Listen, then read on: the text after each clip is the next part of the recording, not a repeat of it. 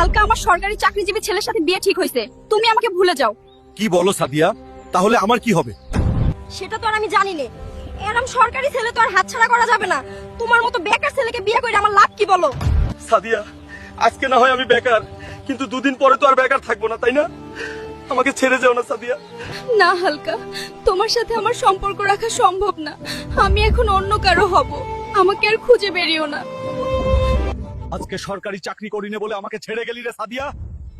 এর প্রতিশোধ আমি নিব 16 বছর পরে। চলো চলো, তোদের সেনা হইতে হইলে মন প্রাণ দিয়া ঘাম ঝরাতে হইব। হালকা, তোমাকে সেনাবাহিনীতে স্বাগতম। তুমি এখন দেশের গর্ব। অসংখ্য ধন্যবাদ স্যার। সাদিয়া, আমি বেকার ছিলাম বলে আমাকে ছাইড়ে গেছিলে, এখন আমি সেনাবাহিনীতে আছি, এখন তো আর ফিরাই দিতে পারবা না। হালকা, তোমার কি মাথা খারাপ?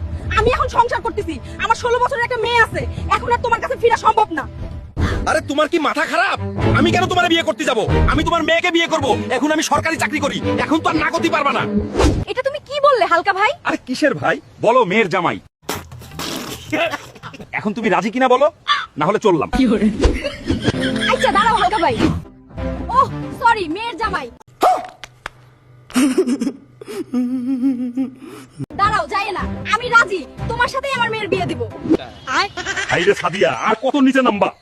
সরকারি ছেলে পাইলে তোমাদের মাথায় কাজ করে না, সরকারি চাকরি শুনলেই তোমাদের আউট হয়ে যায়। দেখলা বন্ধুরা, সরকারি চাকরি কইরা গার্লফ্রেন্ডকে কিভাবে জবাব দিলাম। তাই ভেঙে না পড়ে নিজের ক্যারিয়ারে ফোকাস দাও।